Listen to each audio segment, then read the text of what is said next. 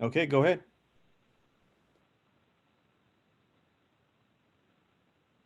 Okay. So I'm sorry, guys. I usually do this with Javier's guidance, but usually what we do, and I don't have a schedule in front of me. Did Martha, Miss Moreno, did you email us a schedule and minutes that we were supposed to approve? Yes, I sent it with, when I sent out the agenda, there's a link, and on that link, you can open it up and it'll give you, for you to be able to access to the minutes. Okay. And Judge Madrid, if you'd like, I can share the agenda on my screen, That would be great. I hope.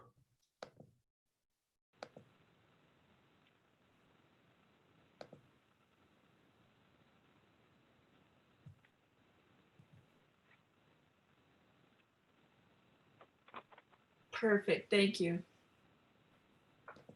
So I guess we should start with the Pledge of Allegiance, correct? Yes, ma'am. All right. So who wants to lead us in the Pledge of Allegiance to the United States? And then I believe it was also included that we also do the New Mexico Pledge of Allegiance afterwards.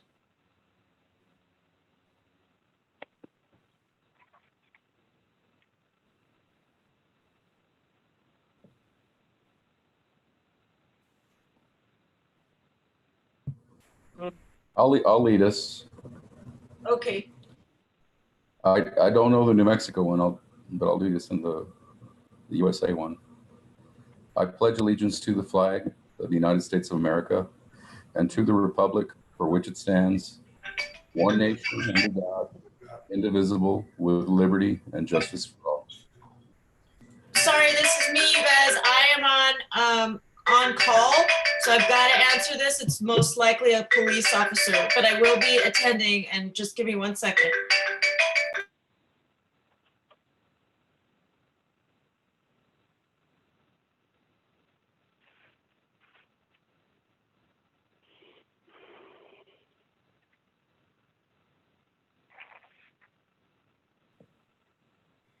So if you don't mind, well, of course, we'll wait for Judge Madrid. I believe Vice Chair.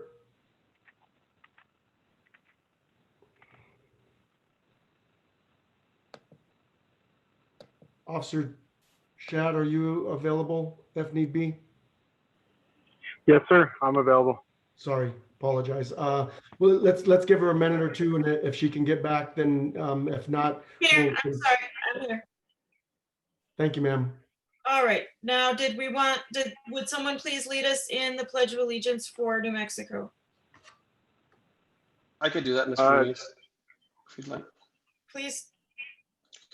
I salute the flag of the state of New Mexico, the Zia symbol of perfect friendships among the united cultures. All right. And I believe next we do need to do welcome and introductions. Javier usually did that. Yes, ma'am. I can, if we can, Chair, go ahead and introduce, of course, Vice Chair, and then we can go around the table. Okay. I'm Judge Samantha Madrid. I am the chair of the Dona County Juvenile Justice Continuum Board. I'm a magistrate judge, and I think that's it. I'm Sergeant Vincent Shad. I am the sergeant for the Las Cruces Police Department School Resource Officer Unit.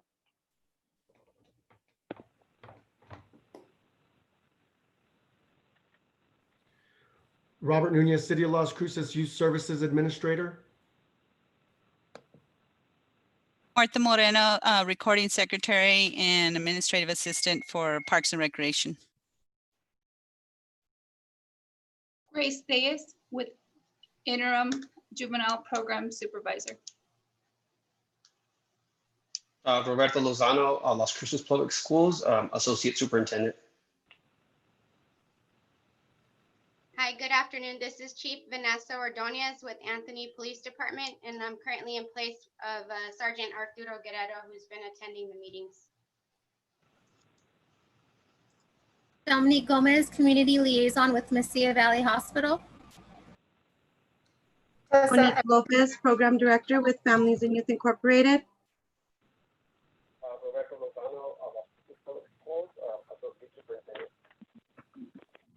Molly Molina with Families and Youth.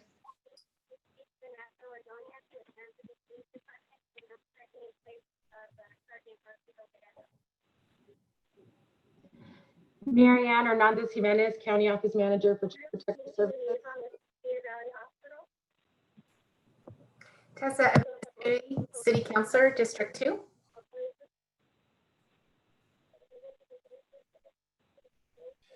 Hi, I'm Bill Carney, Special Programs Manager with Children, Youth, and Family Department.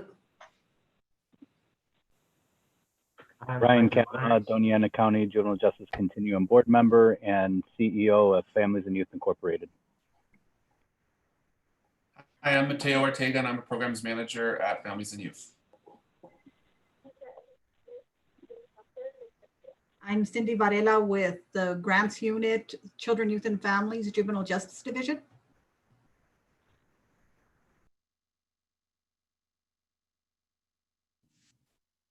I'm Lindsay McDonald Benatar. I'm with the Public Defender's Office. I supervise the Juvenile Unit.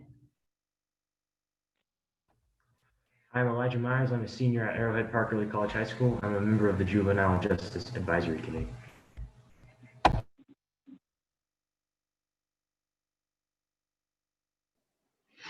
Good afternoon, everyone. I'm Jed Duggan. I am Assistant Principal at Gadsden High School, sitting in for Hector Iron this afternoon.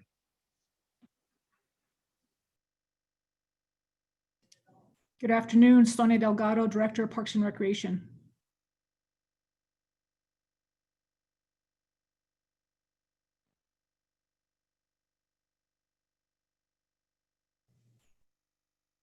Good morning. My name is Stephanie Giron. I'm with the Juvenile Citation Program. I'm one of the intake specialists. Good afternoon. I'm Shannon Reynolds, Dona County Commissioner.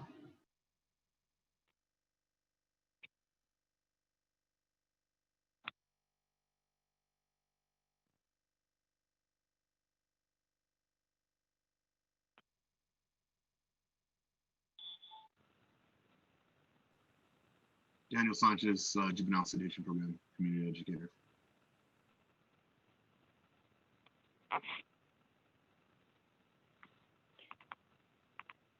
Hello, this is Cynthia Arazda, Chief Juvenile Probation Officer for Dona County.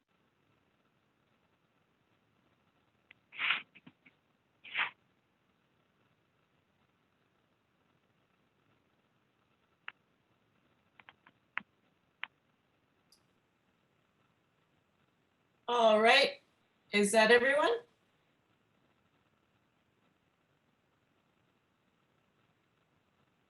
Okay, I believe that is everyone. If I've left somebody out, please let me know.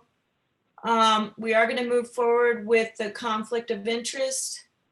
At the opening of each meeting, the chairperson shall ask if any member on the board or city staff has any known conflict of interest with any item on the agenda. I do not.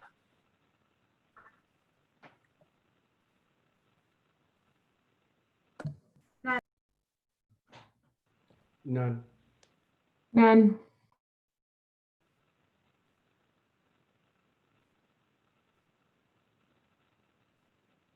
Okay. I would like to move for the acceptance of the agenda. I need two people to.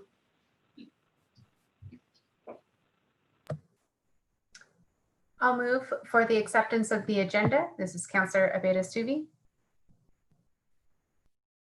I can second that. This is Roberto Lozano. All right, at this time, I would like to move for the approval of the minutes from the last meeting.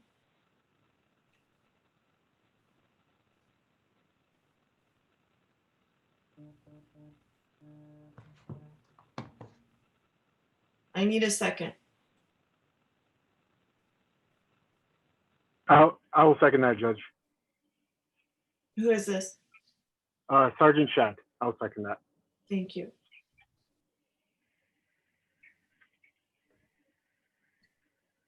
All right, and now I believe now we do need to move to public participation.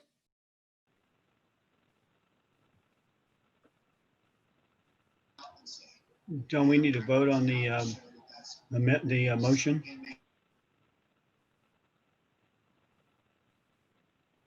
Okay.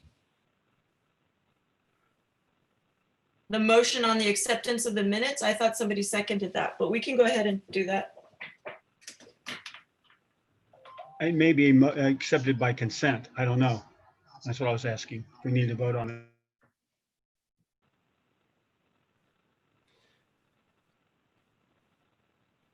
It was moved in second, Judge Madrid. So if you could just put it through for a vote and for a yay or a nay in regards to the approval, and then we can move over to public participation. Okay. Would you please vote yay or nay as far as the acceptance of the minutes?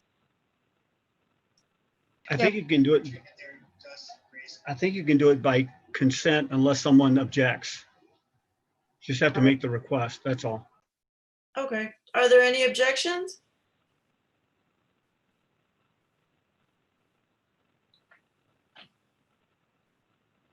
All right, so I do think that the minutes are accepted. And Mr. Nunez, did you want to start with public participation?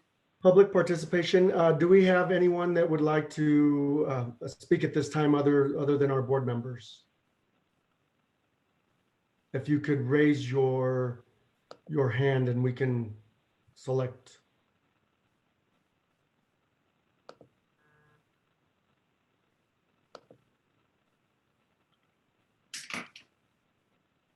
And I'm sharing my screen, so I do not see any hands up.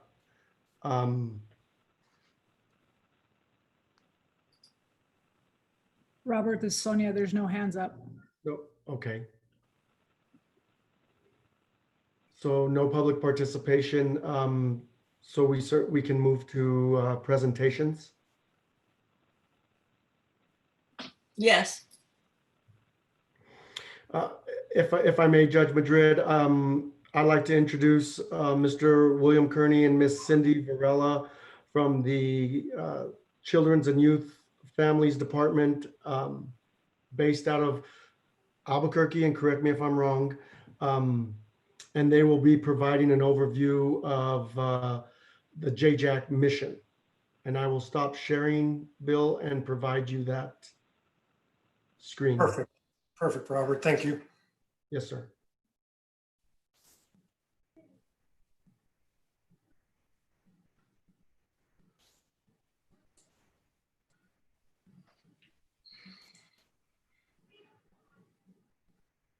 Okay, so are you able to see an opening slide that says New Mexico JJAC and Continuum of Care Overview? Yes, sir. Okay.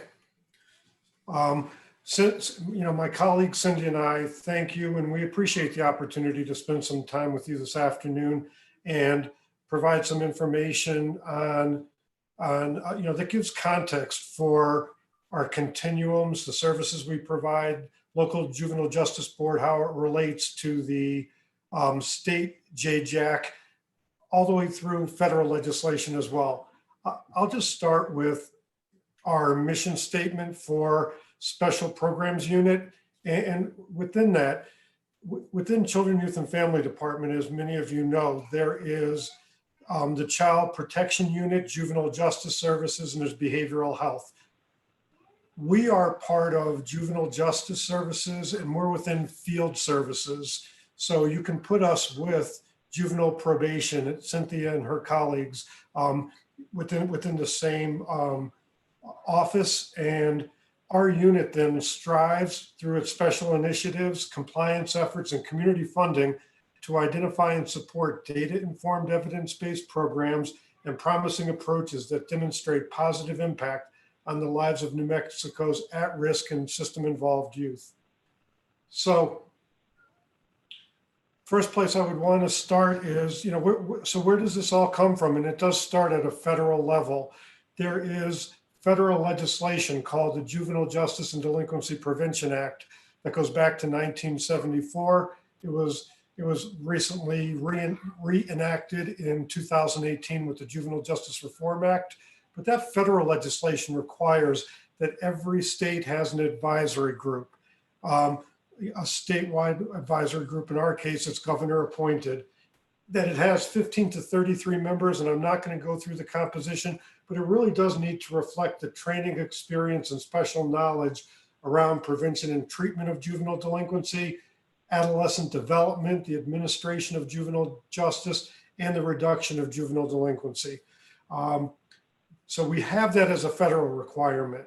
Secondly, we have a requirement that we provide a 3-year state plan of funding priorities.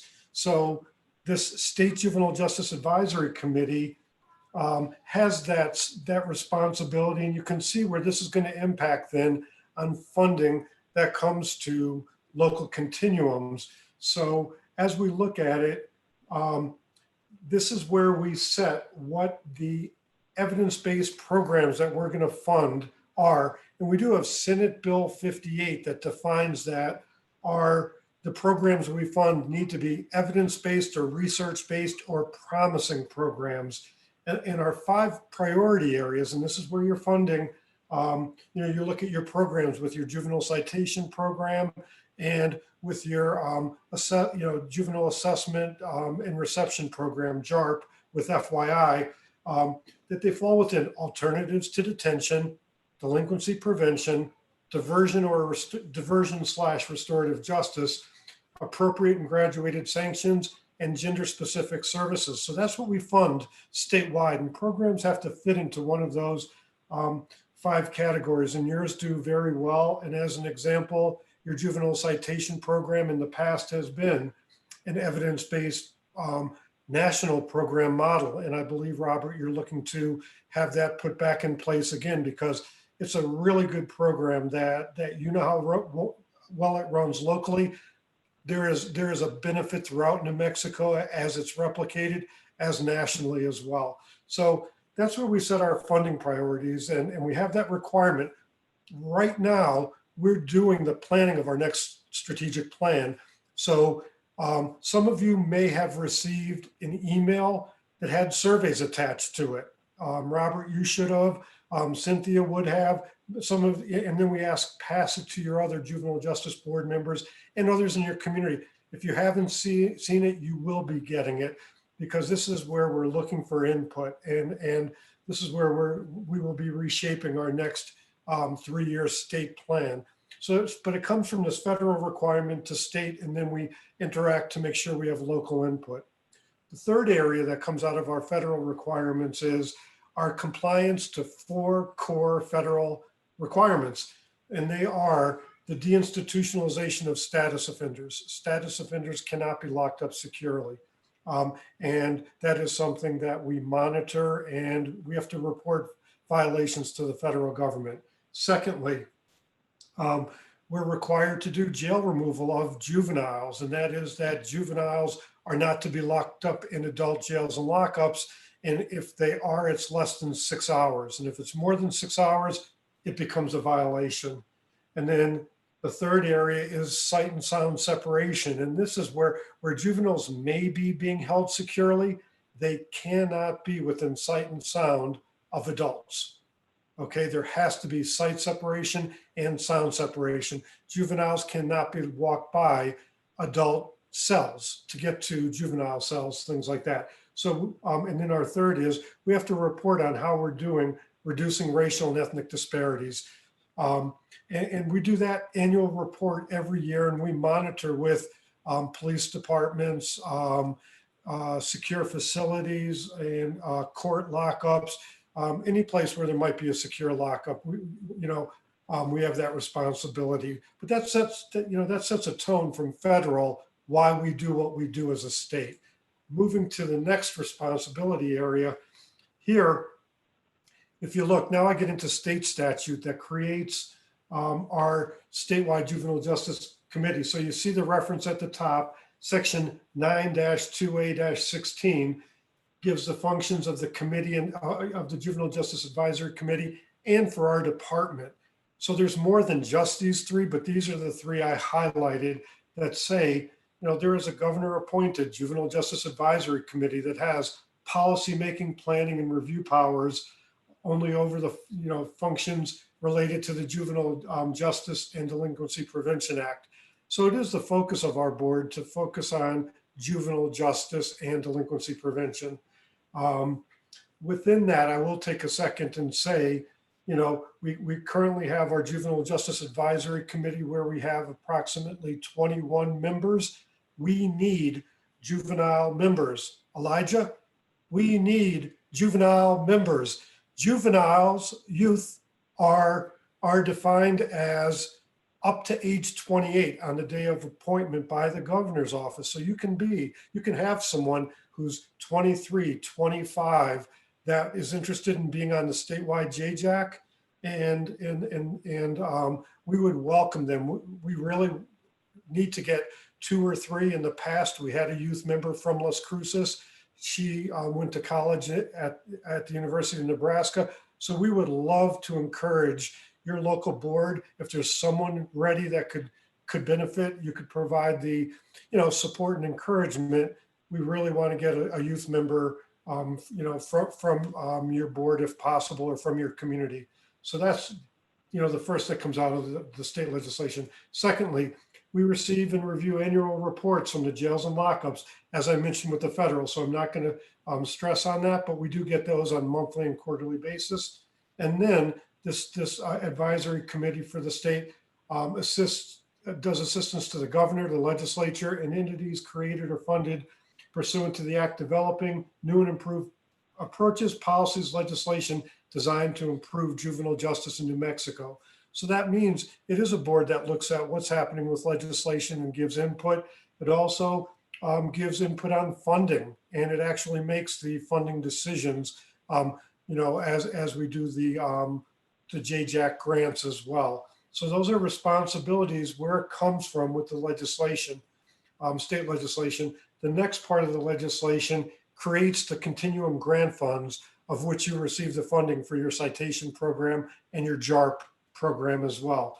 So, the grant funds are created in a non-reverting fund in the state treasury. And that means when there's a reversion of funds at the end of the year, it goes back into this fund, and we're able to allocate up to 600,000 of that money that's left over back into a continuing year. So we have some flexibility with funding like that. This is where the statute defines juvenile justice continuum, and there's 2 parts to that. First, it focuses on a continuum being the system of service and sanctions for juveniles arrested or referred to probation or at risk of being referred. So that's the target population for your JCP and your JARP program defined there, and the services you're providing. And our 5 priority areas kind of fit in up under there. But the second part of this definition also says within continuum, and it consists of formal partnership among 1 or more units of government, Las Cruces, Anthony, you see where it's going, Dona County, the Children's Court, the district attorney, the public defender, local law enforcement, the public schools, and other entities, such as private nonprofit organizations, business community, religious organization. This establishes that if you want to apply for the funding, these are the partners that need to next have the MOU to be this continuum board you are, to do your local planning, set your priorities, and request funding to hit those priorities. And that's what then where you're able to apply for the grant funding, and it's that with the funding you have a 40% local match to the grant funds you receive, and that's usually taken out of, in your example, city personnel, funding, equipment, or in-kind services. Your time on this board counts as a match, as an example, towards that funding. So that kind of sets the statute and takes us to, well, so how does this all work and interact, and who is this special programs and grants management unit and what do we have to offer and everything. So looking at this chart, then you can see, again, as I said earlier, we're part of Juvenile Justice Field Services. And you can see special programs and then juvenile probation. We sit next to each other with transition services and reintegration centers, but we all fall together. If you look at special programs, and I broke it out further, and the three parts of special programs that are really relevant are grants management unit that Cindy manages and has grants managers in the grants management unit. And their interaction with you is with the local fiscal agency.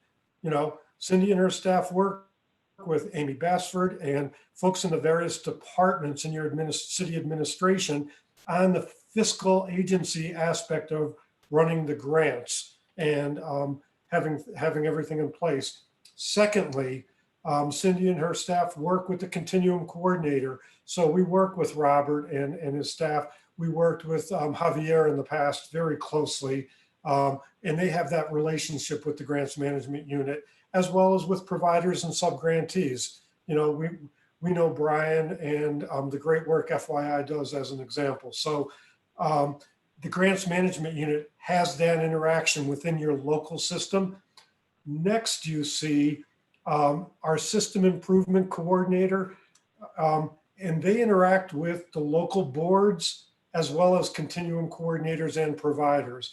This would be, if you know the name, Patty Vowell, who's our JDAI coordinator and system improvement coordinator. She works with continuums, looking at what alternatives to detention, what diversion from the system can be put in place and provided. So excuse me, Patty is a direct resource to you, to the coordinators and providers. Third, we have a racial and ethnic disparities coordinator. It used to be called DMC, disproportionate minority confinement, or, you know, but it's been changed to racial ethnic disparities coordinator, and that's Steve Brooks. Steve is a resource to your board, coordinators, and subgrantees in helping to look at what's the data, what are our issues, and what are some strategies to address a more equitable local system of juvenile justice, and that our programs are equitable, providing services for our young people. And then you see Cynthia and her staff, juvenile probation, as, you know, a critical partner as well with your local juvenile justice board and continuum coordinators, providers, and subgrantees. So that's kind of the system, how it works and what it looks like. And, you know, I just bring up this slide that gives the names, and Martha has this presentation, so she's able to share it with everyone after this is over. Any other information that she, Robert, or anyone requests, we will get to you as a follow-up to this. But I want to open it up for any questions, if there's time for questions, Robert. Thank you, Bill, very much for that information. Continuum board and board members and guests, this is something that we certainly want to do. Jay and I were talking about this prior to his departure, but we want to make sure that as a continuum, local continuum, we understand our role, but then also how it trickles down from federal and from state, and how we can make those contacts and those resources to benefit our communities and most definitely our county, because we are a regionally based continuum. So we're going as far south as Sunland Park and as far north as Hatch, I was gonna say Hatch America, Hatch, where we can assist our families and our youth. So if there's anybody that has any questions.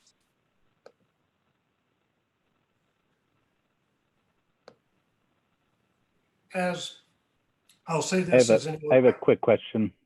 Sure. Thank you for the presentation. Great to see you, Bill. At one point in the presentation, you mentioned that, and I'm sorry for the record, this is Brian Kavanaugh, but during the presentation, you mentioned a pocket of funding of 600,000. I forget which slide that was on. But just wanted to, if you could expand a little bit on that, and is that additional funding that might be available if a Continuum site is able to demonstrate the need throughout the fiscal year, or does that need to be applied for in the original application? That's a great question, and I think it's a great clarifier for the board to understand. So thanks, Brian. So it's this slide, and it is around the non-reverting fund, which means that money not spent by continuums around the state at the end of the year, they do not go back to the state general fund and get lost to this work and this effort. It was seen as important to have this money available. So basically, and my colleague Cindy can jump in with me on this, but basically as an example, this last year for the current year funding, which is a 4-year funding cycle for the first time, but as we did this fiscal year 21 funding, we had approximately 2.85 million of state general funds for fiscal year 21. In addition, then there was $600,000 available from the non-reverting fund. That was kind of a cap to it that we'd be able to use and bring to it. So when the grant subcommittee of statewide JJAC reviewed applications and made funding decisions, they came up to about, I'm going to say it was just shy of $3 million in terms of how much money they recommended to be used. So there is a couple $100,000 that has not been allocated anywhere to any site. So it was used to meet what was seen as the need, but there's still some additional funding. And the idea with that additional funding has really two purposes that we can look at. And that is one, for programs that right out of the block or within the first half of the year or so, you're really seeing there is the need for this program. We're exceeding the expectation for this. And if we look at our other funding, let's say, there's 3 or 4 other programs being funded. Well, if they're all spending at expected and this one program is exceeding, but really serving youth that need to be served, the need is there, then you would come in with a justified request for additional funding for the program. There would be added funding. Now, if you have programs that are underperforming, we would look for that to be an adjustment within the continuums funding. But if it really is, you're spending at what's expected, but the one program's more, that's where you'd be requesting from this additional funds. Secondly, also, there are 20 counties out of 33 that are receiving JJAC funding. So it is where we want to fund 33 counties at the end of the day, if that's where the need is. So we do have conversations with counties. Cynthia's counterparts that work in counties that don't have funding currently or don't have boards, we would work at developing a board and providing funding. So those are two uses of it. And a third may be, we're seeing a different need. And as we look, we don't need this program. We need to do this other program. Our need has changed because there's a 4-year, funding cycle now. So between, say year 1 and year 2 or year 2 and year 3 of really documented need to do a change, it would be a budget amendment to take out a program and to add a program if there had to be additional funds related to that. And I'm going to let Cindy jump in because she's more technical than me on any of that, and she might clarify some terminology. But Cindy, am I on target? You sure are. I think that what Bill was trying to get at when he was talking about, it really, all of these requests do need to run through the fiscal agency. So that would be the city of Las Cruces. He talked about certain programs, overperforming and maybe some others that aren't. That, when we would move funding for that, it would be through a bar, through a budget adjustment request, as opposed to bringing in additional funding. So if all of your programming in 3 months is drawing down, and you're drawing down to the needs of your community, we can always look at additional funding for your continuums. We went into the 4-year cycle hoping that we'd have a better, your programming would have a better grasp of where we were, instead of constantly trying to go in for a new application, doing the training. Then we don't have, programmings didn't have enough time to prove their case. With the 4-year funding stream, we think that we'll be able to help programming reach goals and possibly over. Thank you for the clarification. So as a board, we should closely monitor, I mean, we do anyway, but we should closely monitor that budget throughout the year, and specifically the first quarter, second quarter, if we see that our programs are meeting or exceeding the need in terms of delivery of service, therefore consequently pulling down the invoicing and the available budget, that there is an opportunity, if it's justified and if it's accepted by JJAC, that there is an opportunity to acquire additional funding for the remainder of at least that current fiscal year.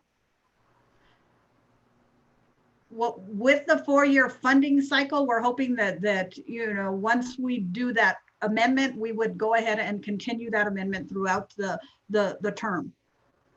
Oh, okay, excellent, thank you. Mm-hmm. Mr. Elijah Myers, our youth member. So as far as additional juvenile members, would you, Mr. Nunez, or maybe you, Mr. Kearney, or maybe even Ms. Madrid, would you like to work with me to acquire those, or maybe I can work with the Juvenile Citation Program? Or any ideas for that? Yeah, I would share this part of it.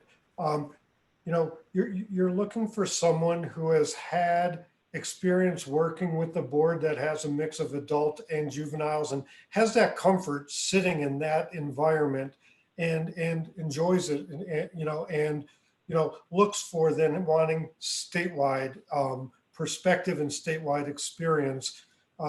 We can help with the application process in terms of, there are 2 brief forms that are filled out, but then there's a letter of intent that you're interested in being on it, and we get a resume. And a youth resume is a youth resume. It just reflects, this is my life experience at this point. It's not meant to be something bigger or greater or made a big deal, but that is what goes in. And I think you brought up a great concept, Elijah. For some youth, if they're system involved youth, they've been in the system in the past, now they have this experience with the local board and they enjoy it. We still do look at a local program supporting them. We also have our staff, Cindy and her colleagues and myself, we provide support to that youth mentor, knowing this is a different experience and we have to go the extra couple miles for that young person on the statewide JJAC board. And then JJAC itself is looking to have an adult mentor JJAC board member to mentor that young person. So we're looking for all the levels of success. But to me, one of the most critical ones is if it's someone who had been system involved, and let's say they came from JCP or they came from FYI program and they come on the board, we would want a staff person that has a great connection with that young person, supporting them, helping them make sure that they can succeed with it. So does that help answer it? And if you're interested or you have someone interested, if you work through Robert will work through me, and he has my contact, or Cindy would connect me to Robert directly. Okay? Yeah, that answers it. Thank you. Okay. Thank you, Bill and Elijah. Yes, we'll be in contact, most definitely. Great, thank you. Was there anyone else that would like to ask a question?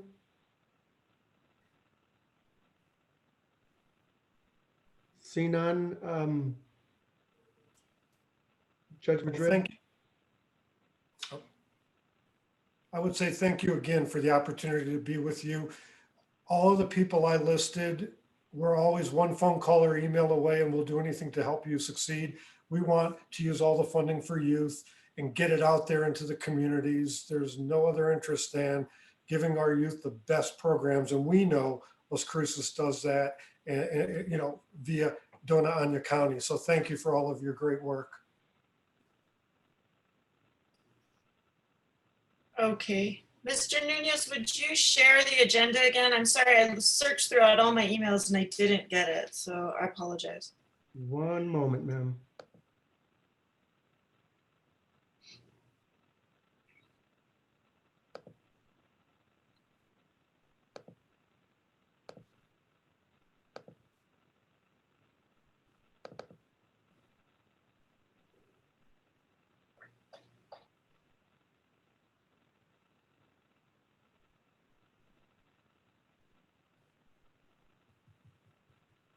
Do you see it? Yes. Okay. All right, so it looks like we are finished with presentations and we're supposed to move on to new business.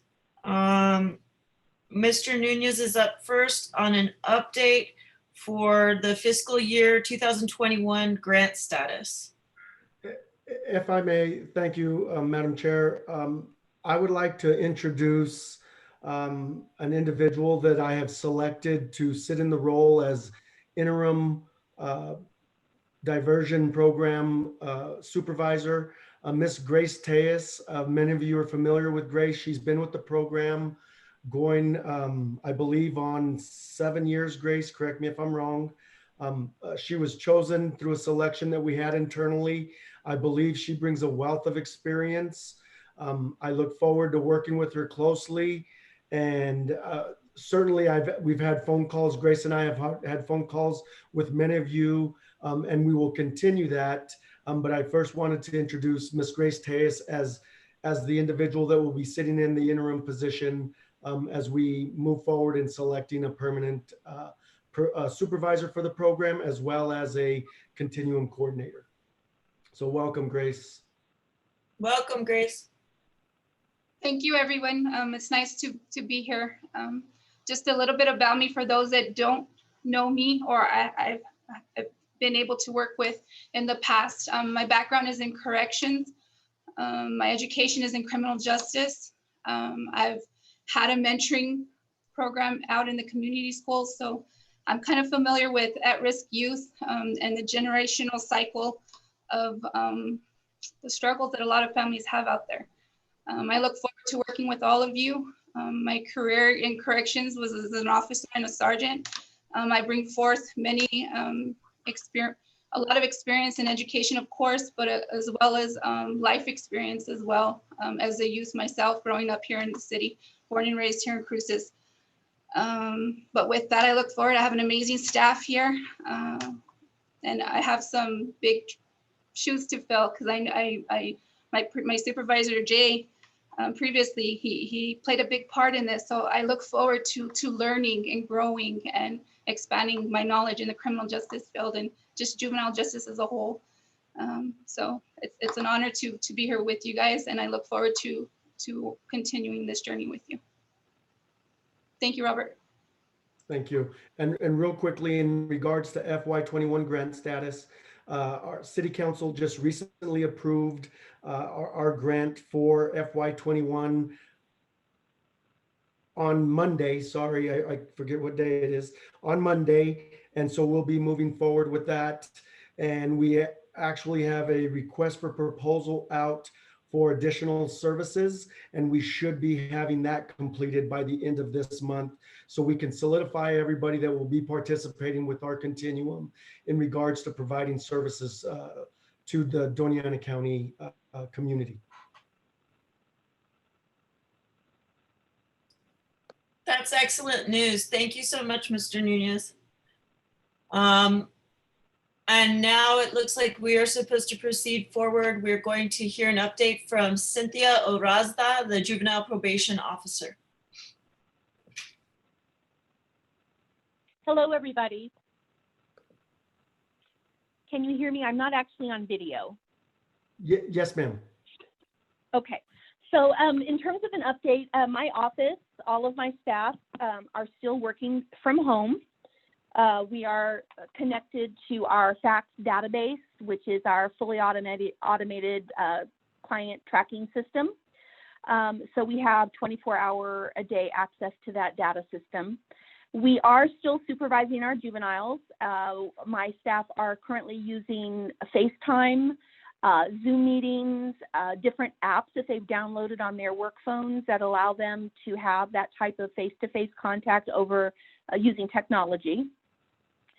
For those kids who did not have access to phones or computers or internet, we've done a lot of things to help with that. JCC has been very, very helpful in providing iPads or laptops. I'm not sure exactly what, and maybe Mateo can speak to that more than I can, but technology for the JCC clients to use who did not have access.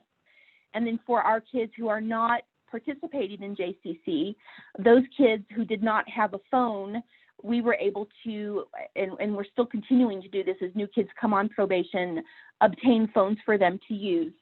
So all of our kids have contact with their assigned probation officers and surveillance officers. Not all of the kids have a surveillance officer, but for those that do, they have contact with them. We are not currently doing any kind of home visits, except for my staff are delivering meals. They did throughout, ever since we were on lockdown, we've been delivering foods to our more needy families who need food. Both food that has been supplied through the schools, but also through our own office food bank that we have. One of the supervisors in the office, Amy Weathers, put together a food bank in the office well before COVID hit, but she has now moved that food bank to her home. And my probation officers, when they encounter one of our families that is struggling with food or with hygiene items, they just go to Amy's house and they pick up a box and take it to them.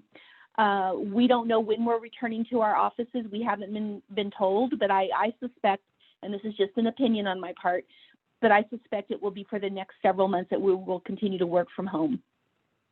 In terms of referral numbers, we're seeing some interesting things with referrals. Our numbers are down, but the severity of offenses is increasing.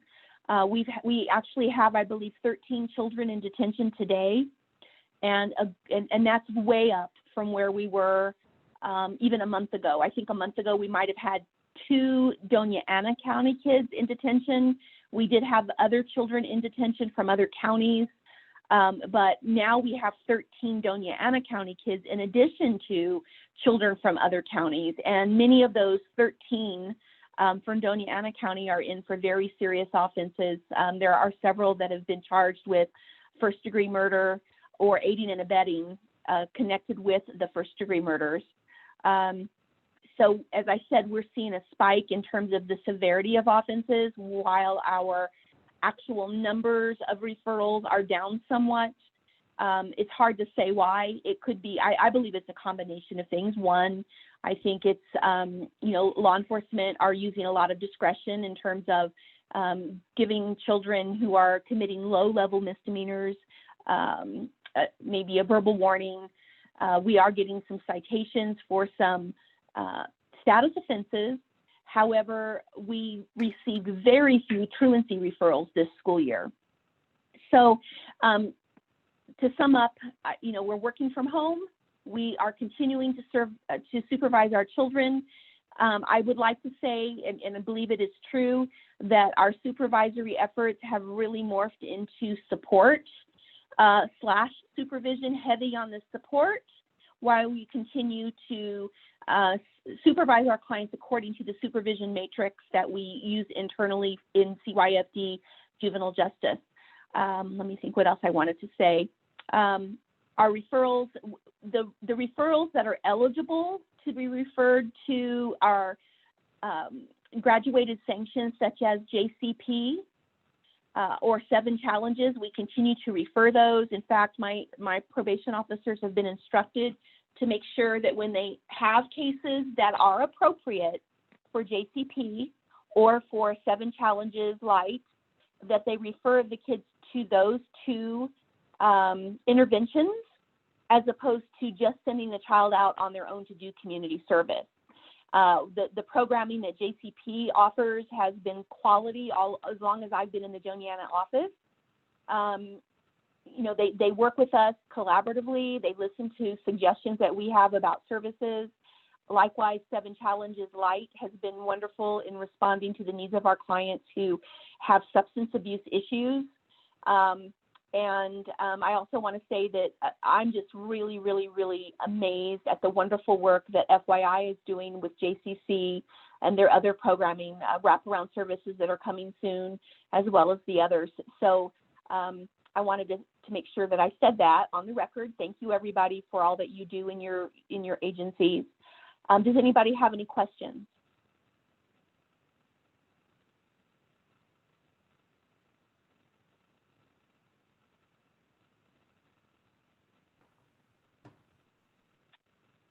No? Okay, well, thank you. Thank you, Chief. All right. Yeah, thank you so much.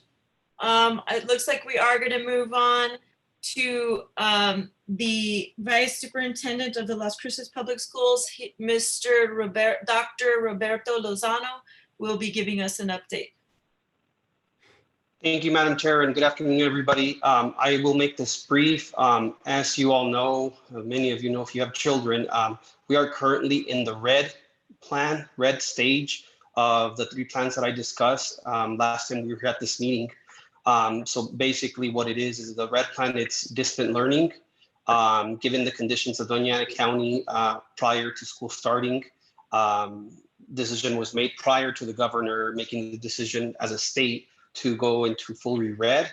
So meaning that all of our students are at home doing distant learning, or teachers are at home. We have some teachers actually going into the classroom to facilitate their lessons from there. And the whole red plan, you could access it via our Las Cruces Public School website. It gives you more detail as to the times that students are meeting, very different from what occurred in the spring semester. Of course, it was nobody was prepared to support our students in a distant learning modality. So it's been a challenge to say the least. But this time around, we were a lot more prepared. We had hundreds of teachers during the summer preparing for online learning. By that meaning Learning Canvas, which is the platform that we use for all of our students.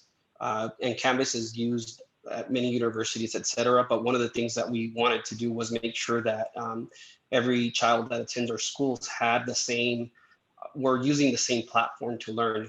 In the spring, because it was such a last minute item, high schools were using a certain program, middle schools, elementaries, and even within those schools, teachers, if there was a certain platform that they wanted to use, that's what they used. So those are kind of the big items that we have going now. Of course, school started officially last Wednesday. And really the efforts have gone into making sure that our students are, that we're making contact with our students for this first week, making sure that they're safe, they're healthy. And if we are not able to contact them, we are working a lot with our behavioral health providers and also with local agencies to, whether it be doing a visit to their home just to make sure that they're safe. But also we're also passing out computers to our students. One of the biggest challenges that we've had is in ordering and receiving the computers. So we started with high schools, middle schools, and now we're waiting for about 5,000 extra, not extra, but computers so we could support our elementary students. So obviously really challenging. I'm sure other districts in our country are going through the same items as well. I did want to mention that I know the governor has publicly announced that school will return after Labor Day. And of course, given the local conditions, right? So our school board recently passed a resolution asking for the Department of Health in conjunction with the Public Education Department to have set criteria as to what conditions we will be looking for here in Doña Ana County to continue with face-to-face school, right? So we have the three different ways that school could look like. However, where it's not clear is exactly what factors are we looking into so that we know that it's safe for our students and for our staff to return to school. So, with the schools, our administration, our school board, we all agree that students should be in school and they need that social interaction. However, as you all know, it's very difficult weighing the risks for students and for teachers. So that's basically where we're at this point. I think those are the major points. But again, if you need further, more detailed information, please visit our website, and right on the homepage, there's the what we call the red plan that has more detailed information. With that, Madam Chair, I will open it up for any questions or clarification from anyone here. So actually, if it's not too much trouble, Mr. Almerto actually asked me if I could put a brief presentation together about how the students are doing during this pandemic, and teachers as well. So if it's not too much trouble and if we have time with it, I would like to just give you a brief overview about how they're doing, if that's okay. Is that okay with everybody? Okay, how do I share my screen? Okay. Could I share my screen really quickly? Hold on, let me stop sharing. Or if you do me a favor, Elijah, after we get Mr. Dugan to present in regards to Gadsden, then Okay. we can bring you on right after him. Okay, it sounds good. Thank you. All right. Thank you, I Dr. have- Lozano. I have Mr. Hidon down for presenting for Gadsden, but if it's Mr. Dugan, that's fine. He is here to present an update as far as what's going on with Gadsden. Good afternoon, everyone. I'm thrilled to be here. So thank you for allowing me to come in. Yes, Mr. Hidon had several meetings that he had to conflict, and he just couldn't work it out. So he had asked me to step in. Gadsden has done similar things as Dr. Lozano had presented. We've gone through an extensive process dating back to the spring semester, planning for a lot of online learning given the state of Dona County. We are all using Google Classroom as part of our LMS. The district had established a long continuous learning plan for that included health checks, and also implemented a one-to-one initiative for Chromebooks. So every student has access to a Chromebook. The district also implemented hotspots, as some of the access was questionable in the South Valley of Dona County. And so every family is entitled to a hotspot to ensure access to the online learning metrics. We've gone through in July, the teachers also went through quite a bit of training, and there was some training on online instruction and online learning design that was implemented across both the elementary and the secondary side of things, so that all of the instruction and things and classes would be in line with current online learning theories. We've also designed a schedule. The middle school and the high schools have aligned their schedules. So there are classes we meet through Google Meet. We take attendance through Google Meet, and there is instruction going on for every student. And then we meet 4 classes a day. And then there is some asynchronous time for students to complete their lessons while the teachers are available through office hours. And so there's quite a bit of different instruction and investment into the program. We are also considered to be in the red. I think the whole area is still in the red. We're watching. We have some decisions making. We're following the governor's orders as well. And Superintendent Dempsey has indicated to everyone that we will make decisions based on data. So they're working with the Department of Health. Right now, the plan is that elementary schools would return to school in a hybrid format after Labor Day, but again, that's a lot. He's indicated to us that a lot of that is based on data, and then it would roll out, every 2 weeks after that from when the other levels would begin to re-enter into school. There were a few other things. The area due to surging in the area at the end of the spring, all 3 graduations had been postponed. And so in July, all 3 high schools had a graduation on 3 consecutive nights at the Vado Speedway.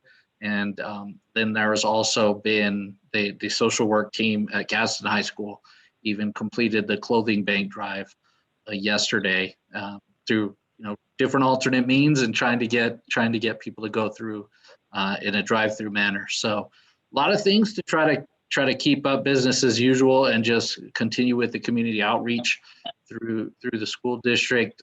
We do anticipate that we'll be in this situation a little longer. I think that definitely Gadsden Independent School District and Las Cruces Public Schools seem to coordinate pretty quickly, pretty regularly in terms of their plans. But so I think that we'll be on a similar schedule with Las Cruces Public Schools in returning to school.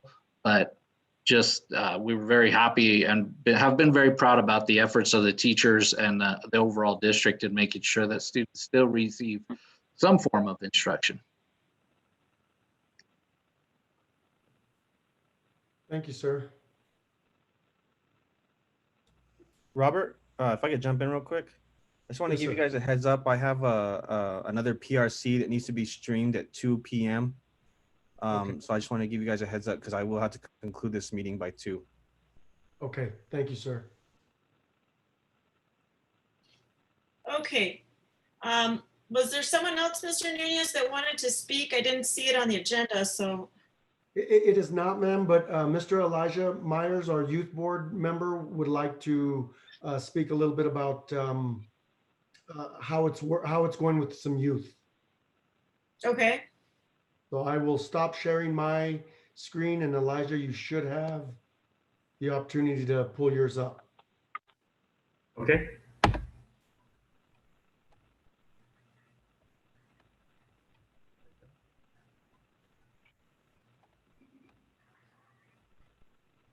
All right, so this is just a quick update that Mr. Amedo requested before he retired. This is less administrative side of things, as was for Mr. Lozano and Mr. Giron, but this is more of a student perspective, teacher perspective of things. So I'm going to read it so that people on the phone can hear. Getting out of comfort zone. So due to the COVID-19 pandemic, a lot of variables are uncertain as to how students will react to it, whether or not they will easily transition to school online. However, these variables change with age, technology, accessibility, and type of public school you attend. This is for elementary school. Currently, teachers and administrators contact parents daily, if not weekly, keeping them informed and up to date, which is good. A lot of students have had little exposure to the teaching tools that schools will be utilizing this semester, with teachers trying to guide them through it as it is. Although technology competency and need for adaptation differs per child. So a child in 2nd grade, for example, may need more help being on the computer than a child in 4th or 5th grade, let's say. Age is a big factor, having shown that the most difficult transitions for students and families are in the youngest of grades. Although last semester resulted in being purely review, as far as the material, the schools are now prepared and expect that students will return to excelling and learning further material. For mid and high school, I've talked to a couple of teachers and many students as well. So many are in the dark, having little to no contact from their teachers and school administrators. This was about a week before school had begun. Many received their schedules a week before school started, stressing them and their parents to acquire the needed materials in such a short amount of time. Many teachers are reforming their curriculums to be online, adding another step for them to be complete before the stressful semester begins. Many AES facilitators, I know they're really big in Las Cruces High, Mayfield, Centennial, for high schools have dropped out, with those remaining overloaded with work. And this also puts a lot of stress on those students who no longer have an AES facilitator to go to and seek advice from, etc. What to expect. So elementary, once accustomed to online school, students are expected to be able to continue excelling in their learning as they would face-to-face. Elementary, although some schools have noted that technology availability varies drastically, with some running extremely low in cases, they're still expecting to have everything running consistently within a couple of weeks, hopefully. That's what their hopes are. Middle and high schoolers, grades are expected to be way up because of the curriculum change from the teachers, the drastic change in teaching method, and comfortability from being home. Middle and high school. However, for many kids, face-to-face learning is easier for them to absorb. That's what a lot of them have noted, and teachers as well. Because kids are let's face it, not all the kids are absolutely dedicated to their work. A lot of teachers believe that only those who are truly organized and really strive to learn will benefit from online school compared to face-to-face. These are additional comments from school administrators and teachers. I just asked them if they had anything they would like for me to address to the board. So this is a list of things they would like to mention. As mentioned earlier, technology availability was a biggest concern that they had. Many are worried that when school opens up, some people will be more concerned about COVID protection rather than the education itself. That was something that I had a couple of teachers address me about. Many elementary teachers believe that illicit and harmful behaviors such as drugs, alcohol, vaping, etc., and the signs that trigger said behaviors originate in the 4th and 5th grades, and that's kind of like the beginning of that development. They're not necessarily conducting in those habits, but they're building up the kind of mentality to begin at, usually as a result of social pressure, feeling like they need a thick skin to survive middle and high school, and these are in quotes. So to counteract the previous point, many teachers believe that the children should be more exposed to proper role models, such as first responders, people from different professions, and people they believe can set a proper example to help provide the students with an image of a better path than the one they're leaning towards, such as trying to prove themselves to themselves and their fellow peers that they can indeed be tough when in fact they are it's just school. It's not so thank you. Elijah, thank you very much for getting that perspective and providing that to the board. Okay, so yes, thank you, Elijah. And we're supposed to move on now to the fiscal year 20 final report. Mr. Nunez is kind enough to give us that update. Madam Chair, board members, so this past year, of course, as we all know, are unprecedented times. And this last fiscal year, we had been able to still provide our services, but not at the level that our expectations are.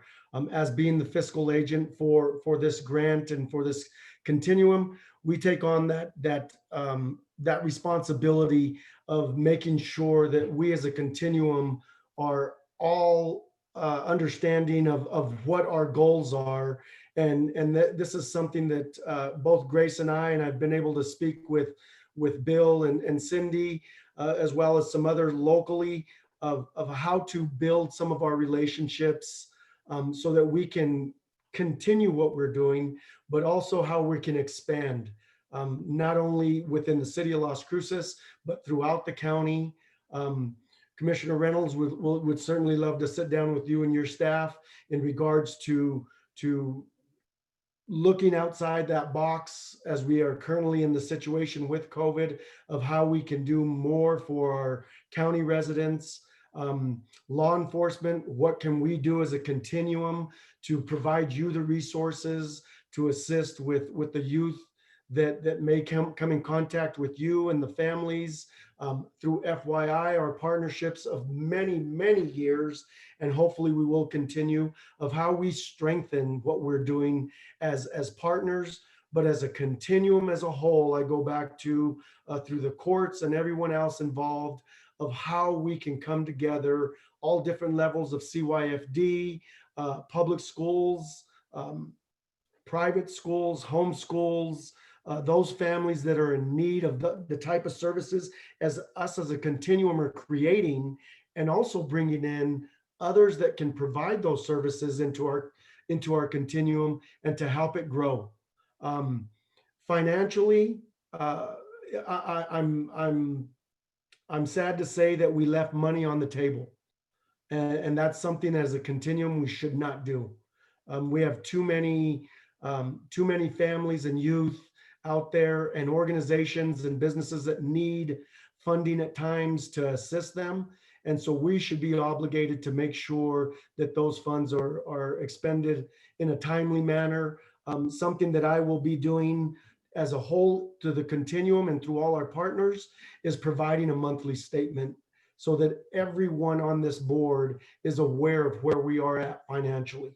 I will be able to provide you FY20's final report that includes JCP program numbers, as well as the JARC, FYI, and the JARC's information in regards to their programs. And we will identify those areas that we need to financially help, but then also as an entire continuum of utilize our resources to be able to, again, back to square one, provide for our youth and our families. So I know we're a little bit of rush to get off here, but I will provide last year's information. And we are already getting ready for second month of already this fiscal year. And we'll provide that information as well to this continuum board and to everyone, so that transparency, we believe in that most definitely, in that everybody understands how our continuum board works and how we're funded and how we can either reach out to Cindy and Bill and request additional funds, or identify where we need to move our funds in certain areas and strengthen other areas. I do want to make a shout out, one more shout out, if I may, to our staff, to FYI, JARC, all that staff that continue this partnership, and with our JCP program staff. You guys are unbelievable. I thank you guys very much for what you do. We have an opportunity today and tomorrow to just expand on what we're doing. And I look forward to it. And I know Grace looks forward to it. And everybody here does, that we can reach out to our communities and offer more, because we understand where we sit nationally, where we sit statewide, locally. Those numbers don't lie. And so we as a team together as a continuum will be able to successfully decrease some of those numbers and increase in education and in other areas that we need to, but we need to do it all together. So sorry for a little bit of a cheer and not be able to provide you some hard numbers, but I will provide you those as everybody that was on this email, the hard facts and the data of where we stand financially and with our numbers of JCP and of FYI and JARC, so that everybody does see that. Thank you so much, Mr. Nunez. We certainly appreciate it. Now we're supposed to move on to old business. There is the Continuum Needs Assessment Board. We need to set up, it's a subcommittee. We as a subcommittee need to schedule a meeting. Did you want to suggest some dates or times, Mr. Nunez, or?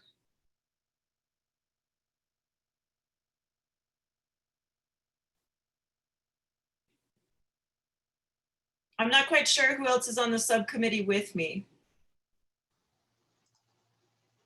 You're on mute, Mr. Nunez. Apologies, Zoom technology. Madam Chair, if I may reach out to everybody via email to confirm who is on that committee, and we will set that up in the very near future. Okay. All right, at this time, is there anything else anyone added to add before we motion to adjourn?